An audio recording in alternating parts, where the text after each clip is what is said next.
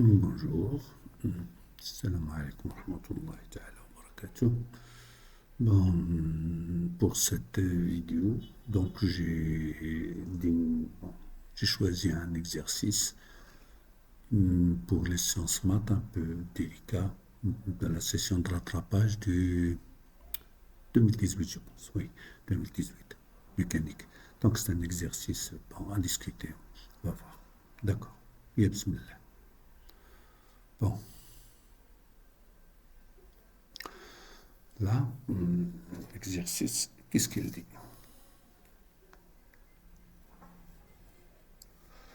Là, dans cette partie de l'exercice, décrit un modèle très simple, simplifié du mouvement de centre d'inertie G d'un skieur dans deux phases de son parcours.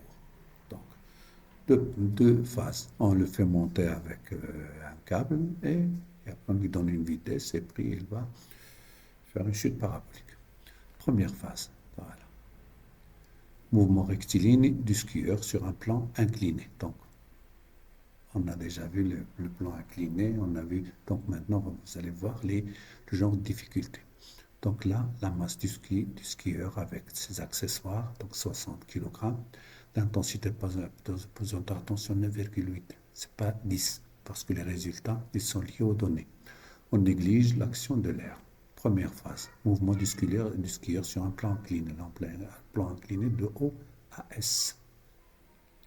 On étudie le mouvement du centre d'inertie G du skieur dans le repère O et 1 J1, donc O et 1 J1, lié à un référentiel terrestre considéré comme galiléen. Donc voilà la figure. Pour atteindre le sommet S, donc d'une piste P, voilà, c'est la piste là, voilà la piste P, donc c'est son sommet, donc il faut le tirer. Voilà, il faut le remorquer jusqu'au point S. Donc, pour atteindre le sommet S d'une piste P rectiligne inclinée d'un angle alpha égale 23 degrés, faites attention, voilà, par rapport à l'horizontale. Donc alpha il est là et il est là, souvenez-vous. Le skieur part du point O sans vitesse initiale à t égale à 0. Là CV0 égale à 0. D'accord?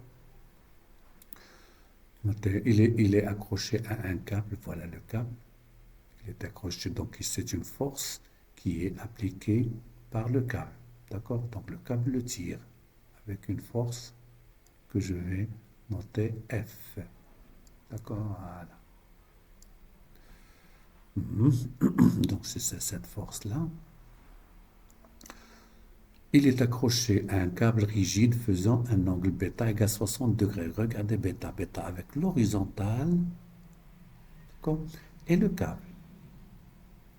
Par contre, alpha, c'est l'incliné et l'horizontale. Regardez où est alpha. Voilà alpha. Remarquez très bien, attention. Faites attention, donc c'est pas aussi simple. Avec le câble exerce sur le skieur une force de traction F constante dirigée selon la direction du câble. Durant toute cette phase, le skieur reste constamment en contact avec le sol. Donc s'il reste en contact, donc voilà le point G, c'est celui-là. Donc qu'est-ce qu'il règle? Donc il est soumis à la résistance, à l'action, ce qu'on appelle Rn, l'action du milieu, et celle de frottement, qu'on appelle F, parce que lui, il va se déplacer comme ça. Donc F qui est égal à RT, et il y a son poids, n'oubliez pas, son poids, et il y a le câble, voilà, F. Donc, je vous ai simplifié la représentation des forces.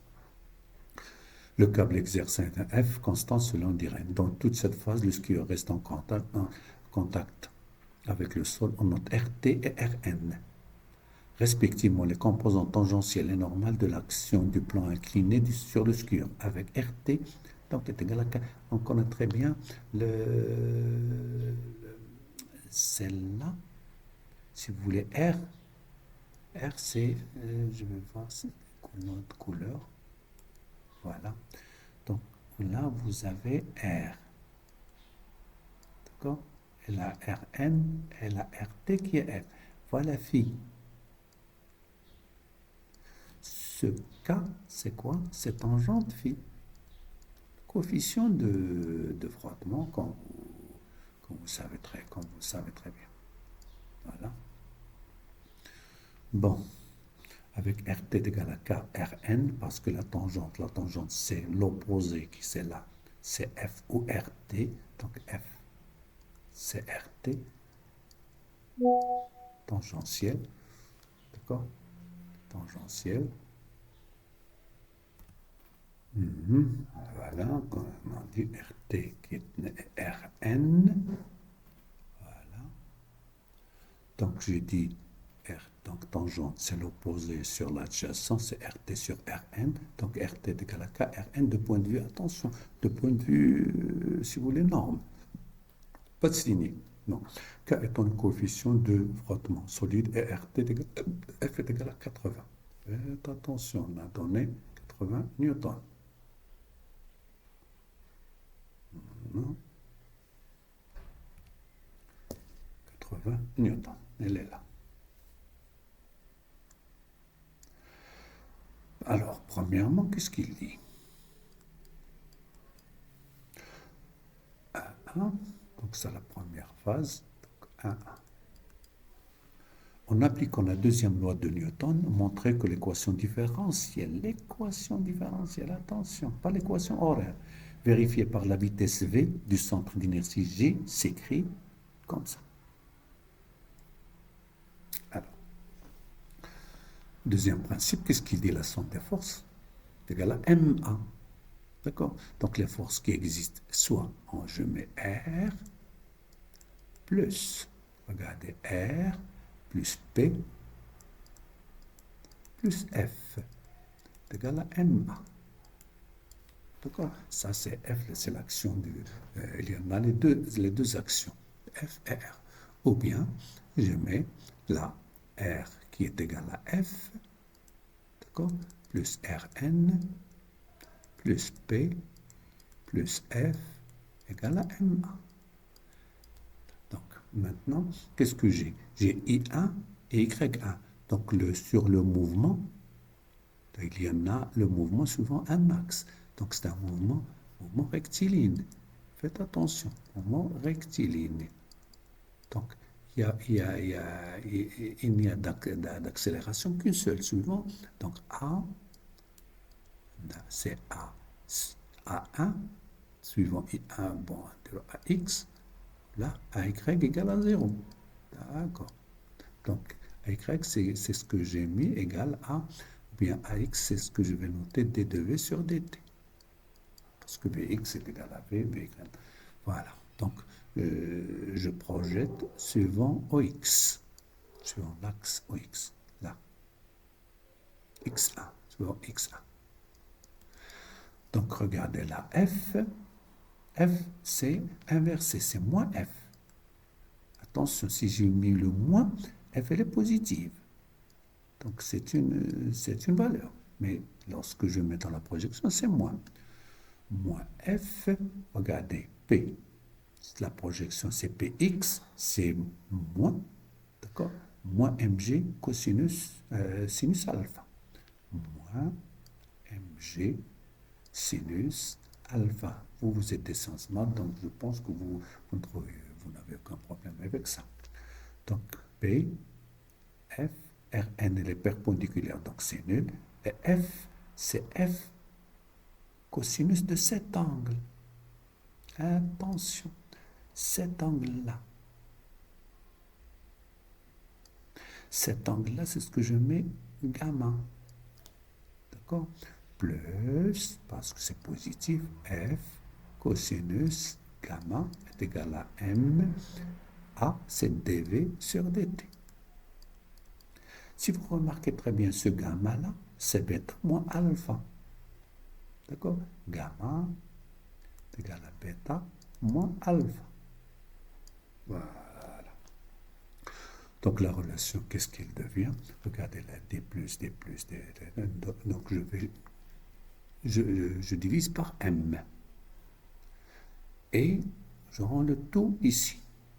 Donc ça va me donner dv sur dt égale, divisant par m, c'est moins f sur m moins g sinus alpha plus f sur m cosinus gamma qui est égal à bêta moins alpha.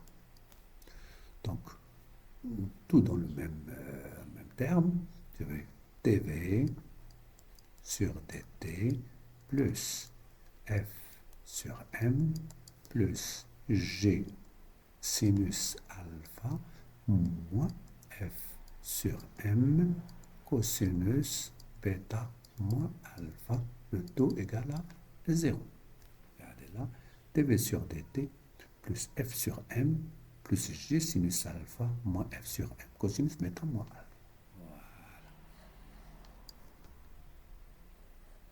Voilà, j'espère que vous avez bien saisi.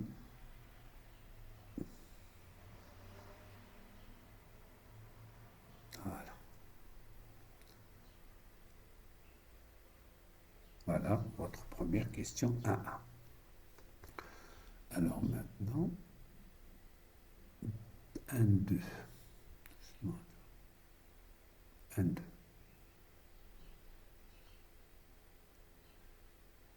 1, 2. Donc on va utiliser la courbe. Regardez maintenant la partie pratique.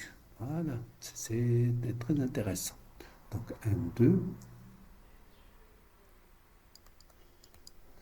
1, 2, c'est la courbe de la figure 2 représente la variation de la vitesse v en fonction du temps. C'est très simple. Donc, on a v en fonction du temps. Donc, 1, 2, 1.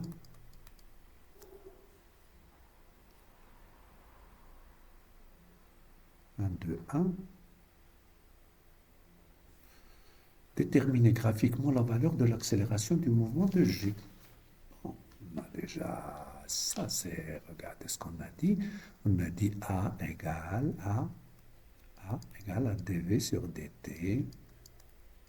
D'accord? Et puis, est-ce que v, c'est une droite, c'est delta v sur delta t. Donc, ce n'est que le coefficient directeur. Donc, A égale.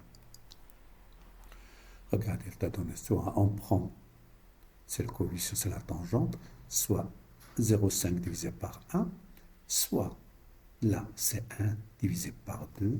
Donc, vous voyez très bien, c'est 0,5. A égale à delta V, c'est si je prends 1, moins 0 sur, donc 1 moins 0, je prends ce point-là et ce point-là. D'accord? Donc, c'est 1 divisé par 2 moins 0. D'accord? Donc, c'est 0,5 mètres par seconde au carré. Voilà. D'accord. Donc, c'est 1, 2, 1. 1, 2, 2. Voilà, 1, 2, 2. Déduire l'intensité de la force de traction F. 1, 2, 2. Il me faut F. F. Voilà. Alors, on va calculer. Donc, qu'est-ce que tu as là? Donc, là, c'est A. A plus F sur M plus G sinus alpha égale. Donc, je regarde de l'autre côté, c'est F sur M cosinus bêta moins alpha. Donc, F à quoi égale? F égale. Donc, F égale M sur cosinus, M sur cosinus bêta moins alpha multiplié par A plus F sur M plus G sinus alpha. Voilà. il me faut maintenant, c'est l'application numérique. L'application numérique. Application numérique. F égale.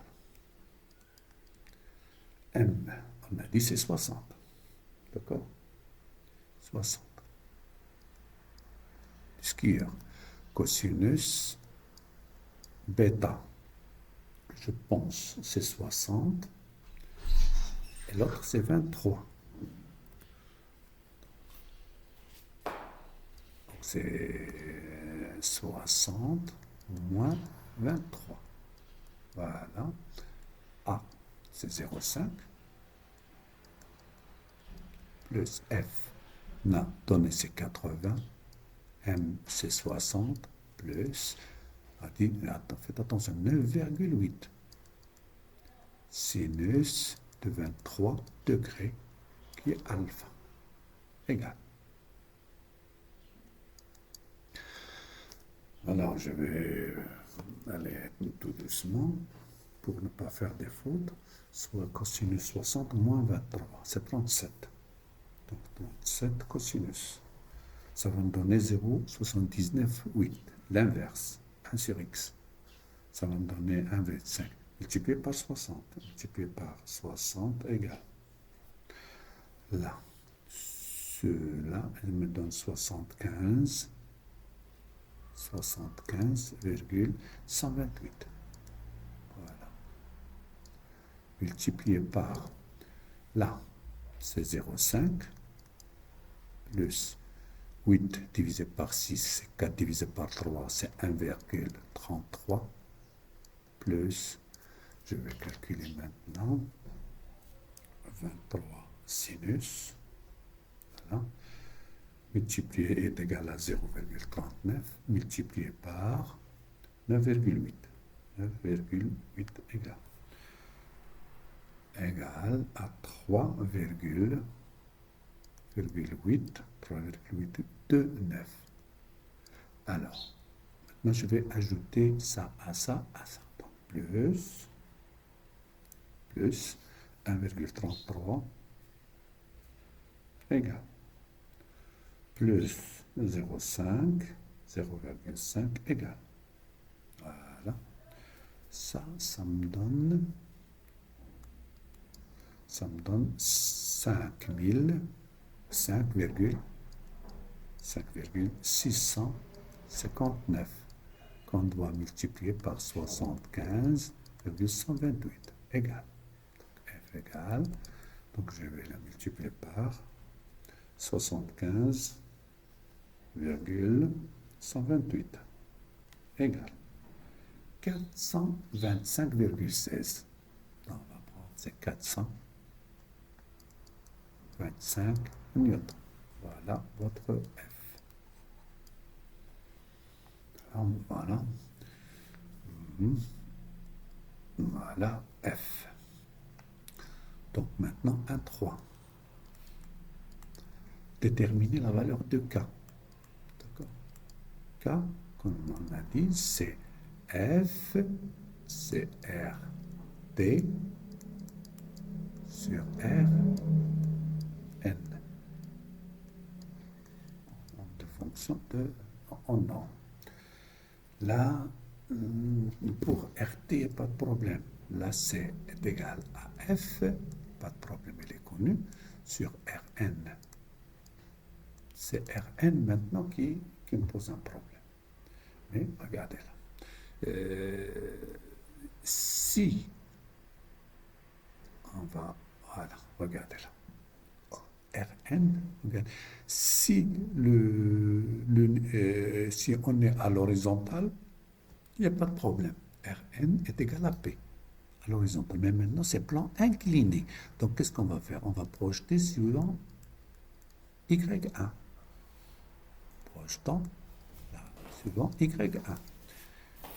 Puisqu'il n'y a pas de mouvement suivant Y1, donc c'est égal à 0. Donc, F n'a pas de composante. Donc, ça y est, c'est 0. Il me reste Rn, voilà, Rn Ça, c'est un cosinus P avec un moins mg cosinus alpha. Regardez la f, c'est un sinus de gamma, plus f cosinus gamma. Je répète, je projette suivant l'axe y1. Donc j'ai Rn, il n'y a pas de problème, elle est là, plus Rn. F, la voilà, c'est là. Ça, je pense, c'est un sinus. Là, c'est gamma, c'est un sinus gamma. Voilà, sinus gamma. C'est là, sinus gamma. Et bien sûr, P, la projection, elle est là. Parce que alpha, c'est là et là. C'est alpha, c'est un sinus et celui-là, c'est un cosinus. Voilà alpha. Faites attention. Donc, Rn égale mg cosinus alpha moins f sinus de bêta moins alpha. Voilà. Suivez-moi bien.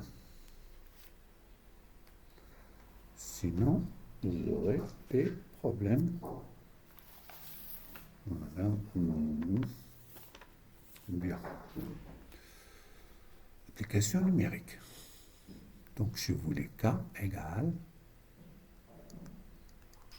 F sur Rn. Égal à F. On calcule Rn après, on va voir. Donc, M, c'est 60 fois 9,8 fois cosinus 23 degrés moins F 425 sinus 37 degrés. D'accord? Donc, F, on a ces 80 divisé par Rn qu'on va calculer ça. Voilà. Donc, on a donc le premier 23, 3 cosinus. Ça me donnait 0,92 multiplié par 9,8 égale multiplié par 60 égale. Celle-là, c'est 541. Là. Donc j'ai 541,25. Moins. Je vais calculer celle-là. Sinus 37 sinus multiplié par 425 égale 255.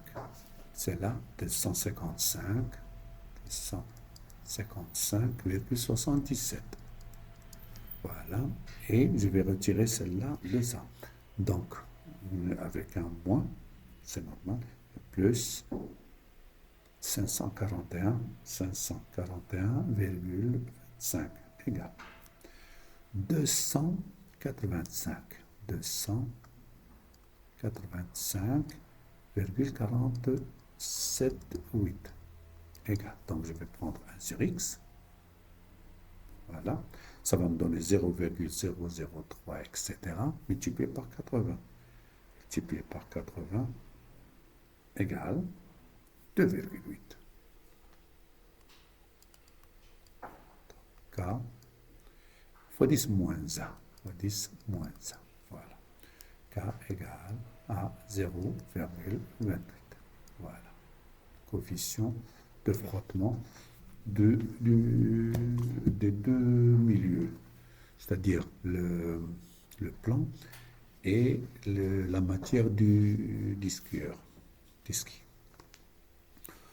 Voilà, maintenant on a trouvé les K. Voilà. Bon, maintenant, on va passer à la deuxième. Voilà.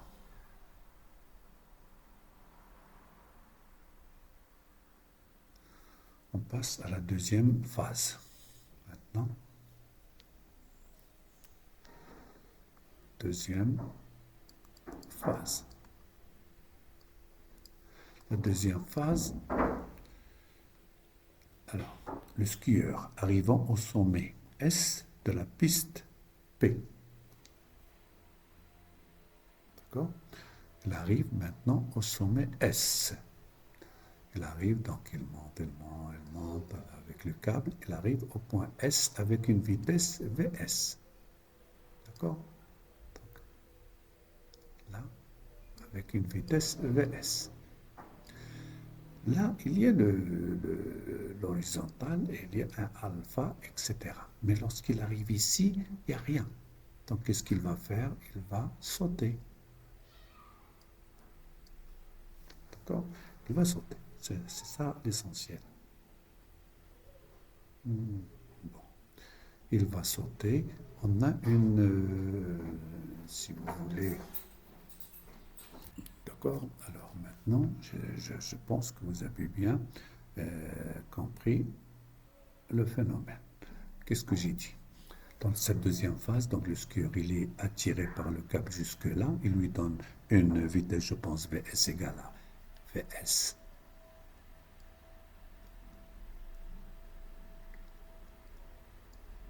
Vs. Vs égale à 10 mètres par seconde. D'accord? Mètres par seconde. Et bien sûr, ici il y a l'horizontale, puisque c'est le même alpha. D'accord? Voilà, le même alpha. Le même alpha, donc il va sauter là. Mais ici, donc il y a la première piste, il y a une autre piste qui est là. D'accord? Donc lui, il va descendre. C'est une piste qu'on a ici, un point B. D'accord? Donc, cette piste-là, elle fait, ce plan, il fait un angle de θ avec l'horizontale, d'accord? Avec l'horizontale ici, θ. Donc, vous avez alpha, toujours c'est 23 degrés, mais θ égale à 45 degrés. Voilà. Maintenant, le problème, c'est où? Le problème, c'est là. Voilà le nouveau repère. Voilà X, qu'on va appeler X2, et là, Y2. D'accord? Et l'origine, c'est O. Voilà I2, voilà I2, voilà J2. D'accord? Et voilà le point S. Voilà. J'espère que vous avez bien saisi le schéma. Donc, le skieur arrive au sommet S. Regardez le sommet S, il est là. Sommet S de la piste P. C'est ça la piste P. Voilà. C'est la piste P de la montée. Lâche le câble. Lorsqu'il arrive en S, il lâche le câble. Donc, mais il a déjà une vitesse. Il lâche le câble.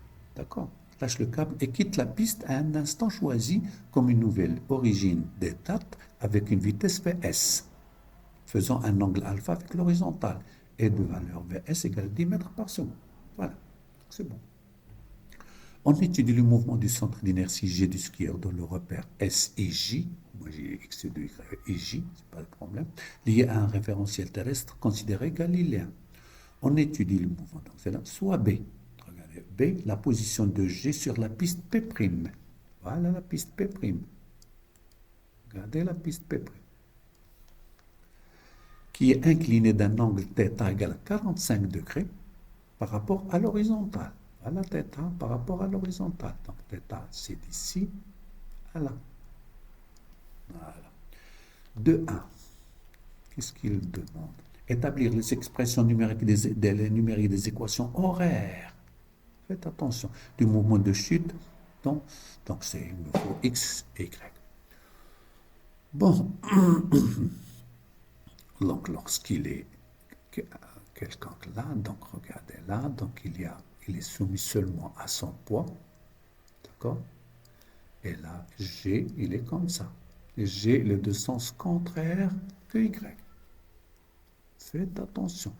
Donc, P égale la deuxième loi, c'est MA est égal à MG. D'accord?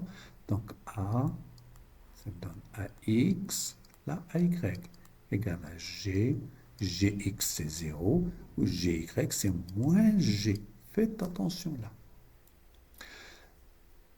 AX c'est D de VX sur DT, et là c'est D de VY sur DT.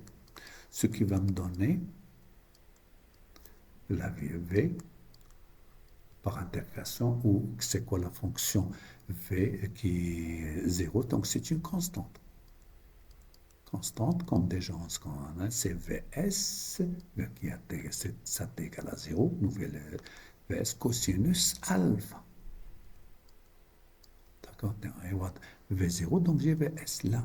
C'est la fonction, si j'intègre VY, ça me donne moins GT plus VS sinus alpha. D'accord? Donc, V, c'est donc ce qui me donne que SG est égal à la X et la Y. Fonction du temps, c'est normal. Y en fonction du temps. Donc, ça, c'est d de x sur dt. Là, c'est d de x sur dt. Équation d égale. Et là, c'est d de y sur dt. Voilà. Quelle est la fonction x? Comme constante, donc du premier. Donc, c'est vs cosinus alpha t plus x0, c'est 0. Là, c'est moins 1 demi gt carré plus vs sinus alpha t plus y0 est égal à 0. Voilà votre 2a. 2, qu'est-ce qu'il dit? 2, donc 2, qu'est-ce qu'il veut dire? On déduit que l'équation de la trajectoire, elle est y égale moins 5,8 10 moins 2 x carré plus 0,42x. On va démontrer ça. Voilà. Donc, là, on va voir ça. Bon, normalement, vous devez déjà voir ce. Donc, t égale. Donc, je retire t ici. C'est en fonction de y en fonction de x. Je retire t égale à x et je remplace comme d'habitude, il n'y a pas de problème. Donc, j'ai y en fonction de x égale moins g sur 2 x t au carré, c'est x sur x au carré sur vs au carré cosinus carré alpha, x au carré, plus v s sinus t, t c'est x sur v0 que j'aime, donc c'est x tangente alpha. Donc l'application numérique, y de x égale moins 9,8, d'accord, sur 2 fois 10 au carré, c'est 10, 2, fois cos carré de 23 degrés, x au carré, plus x tangente de 23 degrés. Voilà. Donc, je vais essayer de trouver ça. Donc, 23, le cosinus, c'est 0,92 multiplié par 200. Non, c'est au carré. Il faut le faire au carré. Voilà, ça va me donner 0,84 multiplié par 200 égale 169. Inverser, inverse, x et je multiplie par 9,8. 9,8 égale. Voilà, là, ça va me donner égal à moins 5, moins 5,78, 10 moins 2, x au carré, plus x sur tangente 23. Donc 23 tangente, ça me donnait 0,42. Voilà, 0,42, 24. Donc 0,42x. Donc y de x c'est égal à moins 5,78, c'est 5,8. Voilà. Moins 5,8, pour simplifier, je pense, x carré plus 0,42x. Voilà. Maintenant, qu'est-ce qu'il reste?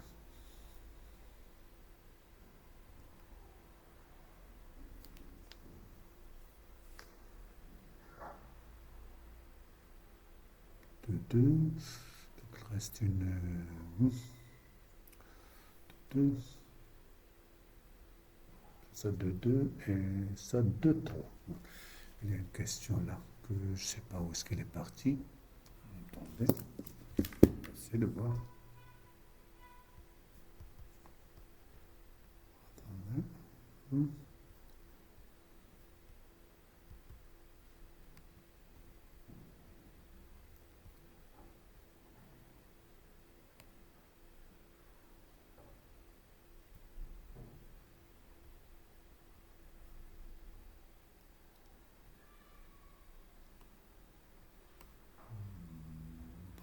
Je ne sais pas où est-ce qu'elle est partie. Elle demande de calculer. Voilà ce qu'il me donne. Il me demande de calculer cette distance SB. Voilà. Calcul de SB, pas de problème. On va. Voilà, de 2, de 3.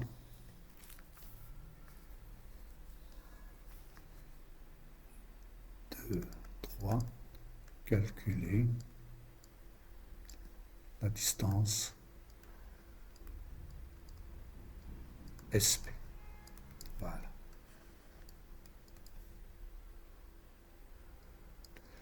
Alors, comme vous voyez très bien, on a l'équation. Cette équation, elle vérifie toute cette trajectoire-là. Voilà, elle vérifie toute cette trajectoire. Donc, au point B, j'aurai un ici XB. Là, c'est YB. Mais faites attention, YB, il est négatif. D'accord? Faites attention. Là. Donc, au point B, donc pour SB, qu'est-ce qu'elle a? Elle a XB et YB. Donc, au point B, donc, on a donc SB, on a XB, on a YB. D'accord. Donc, c'est ça ce qu'il faut trouver. Donc, au point B, c'est YB égale à moins 5,8 10 moins 2 XB au carré plus 0,42 XB. Voilà. C'est ça l'essentiel. Mais si vous remarquez très bien, j'ai la 45. La 45. 45. Tangente, si je prends tangente θ, qui est tangente 45 degrés, qui est égal à 1. Mais faites attention. Tangente θ égale, tangente, c'est égal à y, c'est moins YB sur XB. C'est-à-dire que vous devez avoir, ça c'est lorsque c'est positif, mais pour nous, donc ça, c'est pour ça que j'ai mis là. Donc c'est là, normalement, cette tangente, c'est moins 1. C'est pour ça que je vous mets ce point d'interrogation. Non, c'est moins, parce que c'est Y, donc, ça qu'est-ce que ça va me donner? Ça va me donner YB, qui est égal à X, donc c'est moins.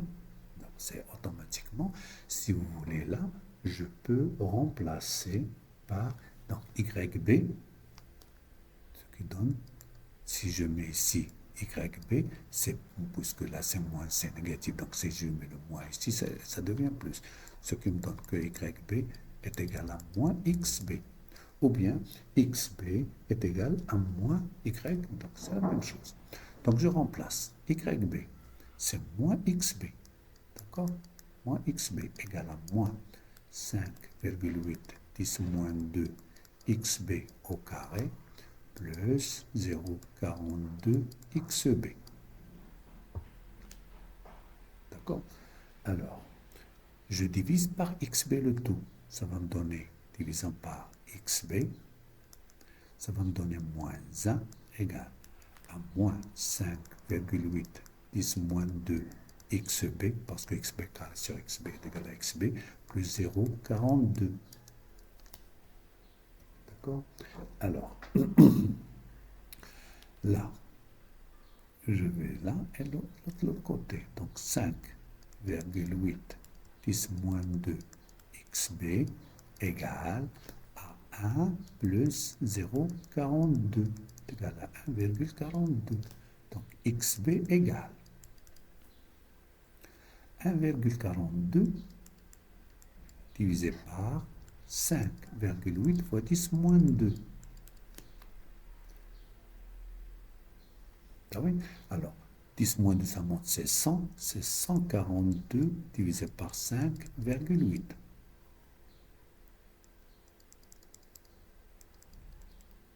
Alors, faisons 142 divisé par... Non, 142 divisé par 5,8. 5,8 égale 24,48 égale à, donc xb égale à 24,48. 24,48 mètres. Voilà xb. D'accord? Donc, si j'utilise, puisque je connais θ, par exemple, quand vous voulez, ou bien la règle de triangle rectangle, soit la meilleure, soit cosinus, soit régime hypoténuse, je pense cosinus. Cosinus de 45 degrés qui est θ est égal à xb, vous vous souvenez, sur sb.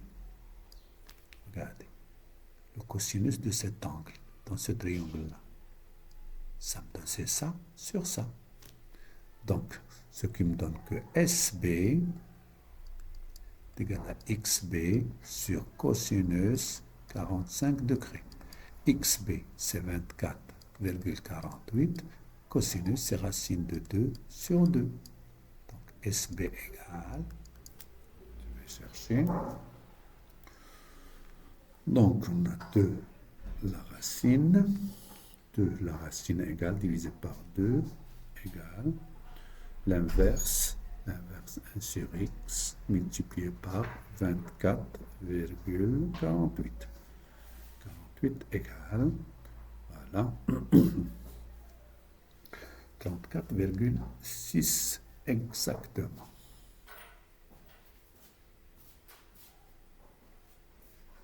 Voilà, SB, c'est XB, divisé par racine de 2 sur 2. Ça va me donner 34. Égal. Non. 2, racine de 2, c'est ça, divisé par 2, égale 0,700. L'inverse, 1,414 multiplié par 24,48 égale 34,6 exactement. Voilà, vérifiez ça, 6 mètres. Et voilà votre piste, et voilà votre exercice. J'espère que ça vous aidera un petit peu. Et merci.